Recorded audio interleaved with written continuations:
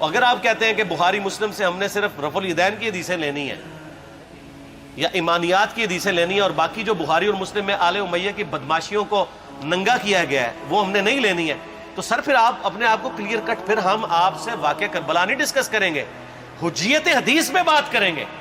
آپ کو اپنے آپ کو منکرین حدیث کہنا پڑے گا. یہ آپ اسکروٹنگ کیسے کریں گے؟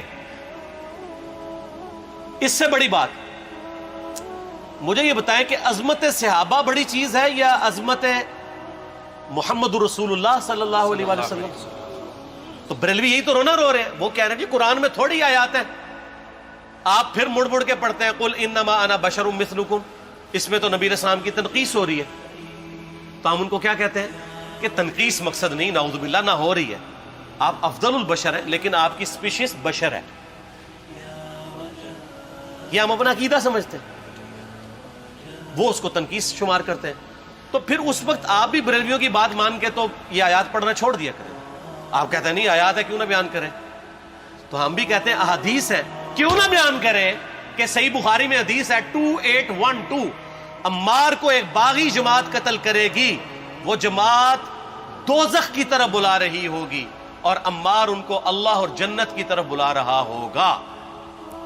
اب اس کے نرغے میں جو جو آتا ہے وہ آئے، میں اپنے نبی سے ٹکر لے لوں آپ لوگوں کے منہ کا خیال رکھتے ہوئے کہ میں نبی علیہ السلام کو کہوں کہ آپ نے کیوں ایسی بات کر دی کہ مولا علی کے مخالفین کو آپ نے دوزخ کی طرف بلانے والی جماعت کہہ دیا. تو لیں آپ ٹکر، جائیں سیدھا دوزخ میں. اور تھوڑی جرت کریں، آپ یہ کہا کریں کہ اے اللہ، اپنے لیے کہا کریں کہ اللہ تعالیٰ آپ کا حشر یزید اور یزید کے آباء و اجداد کے ساتھ کرے اور اس کی اولاد کے ساتھ. ہم کہتے ہیں کہ اللہ تعالیٰ ہمارا حشر جو ہے وہ مولا حسن حسین، مولا علی علیہ السلام اجمعین اور اہل بیت کے ساتھ کرے. آمین. اور آپ میں تو اتنی جرت نہیں آپ یہ بات بھی کر سکیں، کیونکہ ان کو پتہ ہے. تو نبی علیہ السلام کی احادیث کو بیان کرنے کو یہ سمجھتے ہیں کہ جی اس سے مصیبت کھڑی ہو جائے گی، تو اپنے آپ کو منکرین حدیث ڈکلیئر کریں. پھر حجیت حدیث کا مقدمہ ڈسکس ہوگا، پھر کربلا نہیں ڈسکس ہوگی. اور یہ ٹی وی پہ بھی آ کے مولوی بیٹھے ہوتے ہیں، سنیوں کے بھی شیعوں کے بھی، مڑ مڑ کے جی وہ یزید نے یہ کر دیا. وہ یزید نے کیا کیا ہے یار؟ وہ تو سسٹم کا نمائندہ بن کے آیا جو پیچھے سے خراب تھا. یزید کو لے کے بیٹھے ہیں، یزید یزید یزید یزید. بھائی پیچھے سے معاملہ خراب ہوا. اگر نہیں یقین آتا تو یہ بخاری مسلم کی میں نے آلموسٹ 200 سے زیادہ حدیث مین سٹریم کی کتابوں سے اکثر بخاری مسلم جمع کیے، پڑھے. اور سر میں نے تو ان کو چیلنج دیا ہے، یہ حدیثیں پڑھ کے نا اپنے ممبروں سے صرف ان حدیثوں کی تشریح اپنی پبلک کے سامنے کر دیں. نہیں کر سکتے تو وہ لعنت کے مستحق تو ہو رہے ہیں حق چھپا کے، اور قیام الدین کے منہ پہ لگام ڈالیے. اور پھر مڑ مڑ کے کہتے ہیں نہیں جی وہ کچھ چیزیں خاص ہوتی ہیں، وہ عوام الناس کے سامنے نہیں کرنی چاہیے. وہ صحابہ کرام بھی بعض اوقات ایسی باتیں پبلکلی نہیں کرتے تھے. میں نے اس کے اوپر بڑا ایک میرا کلپ ہے یوٹیوب پہ، مولا علی سے متعلق 5 جھوٹ. تو میں نے کافی ساری چیزیں اس میں ڈسکس کی ہیں. لیکن میں یہ کہتا ہوں کہ اللہ کے بندو، جو چیزیں نبی علیہ السلام نے منع کی ہیں بیان کرنے سے وہ تو ہم ڈسکس کر بھی نہیں رہے. میں نے آج تک آپ کو منافقین کے نام بتائے؟ آپ نے حذیفہ ابن یمان کو بتایا تھے نا آپ صلی اللہ علیہ وآلہ وسلم نے، صحیح بخاری میں آتا ہے. تو میں نے آپ کو بتایا، آپ رازدار رسول تھے، وہ ختم ہوگی بات. میں نے کبھی ڈسکس کی ہے؟ اگرچہ میں نے صحیح مسلم کی حدیث 7035 نمبر ڈسکس کی ہے کہ نبی علیہ السلام نے فرمایا میرے صحابہ میں 12 منافق ہیں، وہ کبھی بھی جنت میں داخل نہیں ہوں گے یہاں تک کہ سوئی کی ناکے سے اونٹ نہ گزر جائے. اور ان میں سے 8 ایسے ہے جس کی کمر پہ دوبیلا پھوڑا نکلے گا. میں نے آج تک آپ کو بتایا کہ کس کس کی کمر پہ دوبیلا پھوڑا نکلا اور اس کی موت اسی پھوڑے میں ہوئی ہے؟ بتایا؟ تو میں تو وہ چیزیں ڈسکس بھی نہیں کر رہا. میں وہ چیزیں ڈسکس کر رہا ہوں جو نبی علیہ السلام نے علامات النبوہ میں بتائی ہیں. یہ امام بخاری حدیث نبوت کی دلیل کے چیپٹر میں لے کے آئے ہیں. اور امام بہقی نے 3500 احادیث پر مشتمل ایک کتاب لکھی ہے دلائل النبوہ، کہ ہم نبی صلی اللہ علیہ وسلم کو نبی کیوں مانتے ہیں، اس کے اوپر. اور اس میں یہ ساری حدیثیں عمار بن یاسر کے قتل والی لے کے آئے ہیں بتانے کے لیے کہ دیکھیں ہمارے نبی علیہ السلام کی نبوت کی دلیل ہے کہ آپ نے اپنی وفات کے آلموسٹ 30 سال کے بعد ہونے والے واقعے کو پہلے ہی بتا دیا. یہ حدیثیں چھپانے والی نہیں، بیان کرنے والی ہے، علامات النبوہ کی حدیث ہے۔ آپ کہتے ہیں چھپائیں، اگر کوئی حدیث دنیا میں نہیں چھپائی جا سکتی نا تو علامات النبوہ والی حدیث ہے، کیونکہ وہ تو نبی صلی اللہ علیہ وآلہ وسلم کی نبوت کو جسٹیفائی کرتی ہے۔ ورنہ میرا ایک معصومانہ سوال ہے کہ نبی صلی اللہ علیہ وآلہ وسلم نے یہ باتیں کر کے ان کے زوم میں نعوذ باللہ امت کو مصیبت میں ڈال دیا۔ آپ نے خود ہی فرمایا کہ یہ ہوگا، کیوں فرمایا آپ نے؟ میں تو بیان کر کے مجرم ہوں، تو جس نے مجھے خبر دی ہے ان کے بارے میں آپ کا کیا خیال ہے؟ یہ مسند احمد کی حدیث یہ میں نے گھر بیٹھ کے بنائی ہے کہ میری بیوی کا کیا حال ہوگا جس پہ خوف کے کتے بھونکیں گے۔ تو سیدہ عائشہ سے مجھ سے زیادہ نبی الاسلام کو محبت تھی، لیکن آپ اللہ کے پیغمبر تھے، آپ نے اپنے گھر کی خبر بھی نہیں چھپائی، بتا دی کہ یہ ہوگا۔ اور اس سے بڑھ کے آپ صحیح بخاری میں دیکھیں، عمار بن یاسر کا خطبہ ہے۔ میں نے یہ سارا، پریشان نہیں ہونا، یہ ریسرچ پیپر میں سارا کچھ موجود ہے، اور کوئی چیز بھی ایسی نہیں جو اس میں سکپ ہو۔ صحیح بخاری میں خطبہ ہے کہ عمار بن یاسر کو مولا علی نے بھیجا کوفے میں۔ کوفے والے نیوٹرل ہو گئے تھے کیونکہ بصرہ سے سیدہ عائشہ آ رہی تھیں، اور وہاں پہ انہوں نے کہا نہ ہم سیدہ عائشہ کا ساتھ دیں گے نہ مولا علی کا دیں گے۔ تو عمار بن یاسر کو تیار کرنے کے لیے، یعنی وہاں کے جو عوام تھی اس قتال کے لیے، مولا علی نے بھیجا۔ تو سیدنا عمار بن یاسر نے وہاں پہ کوفے کے ممبر پہ خطبہ دیا۔ بخاری کے الفاظ ہیں، اوپر والی سیڑھی پہ عمار بن یاسر نے حسن ابن علی کو بٹھایا، حالانکہ حسن ابن علی سے 4 گنا بڑی عمر تھی عمار بن یاسر کی، 90 پلس ہو چکے ہوئے تھے، 3-4 گنا ان کی عمر تھی، لیکن اہل بیت کا احترام کیا۔ خود نچلی سیڑھی پہ بیٹھے۔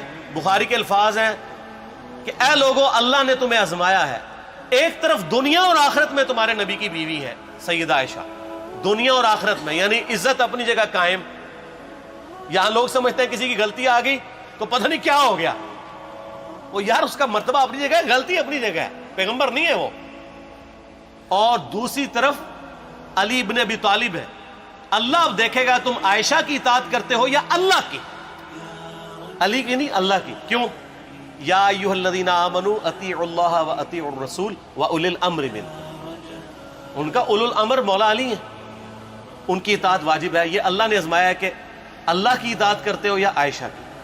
اور آپ حیران ہوں گے، یہ حدیث امام بخاری حضرت عائشہ کی فضیلت والے چیپٹر میں لے کے آئے ہیں۔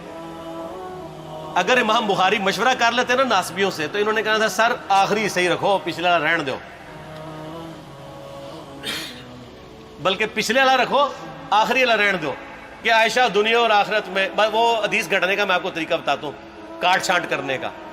وہ آدھی حدیثیں لکھتے ہیں نا، آدھی حدیثیں ایسے لکھتے ہیں امام بخاری کہ سیدہ عمار بن یاسر نے خطبے کے دوران فرمایا کہ سیدہ عائشہ دنیا اور آخرت میں تمہارے نبی کی بیوی ہے، بس۔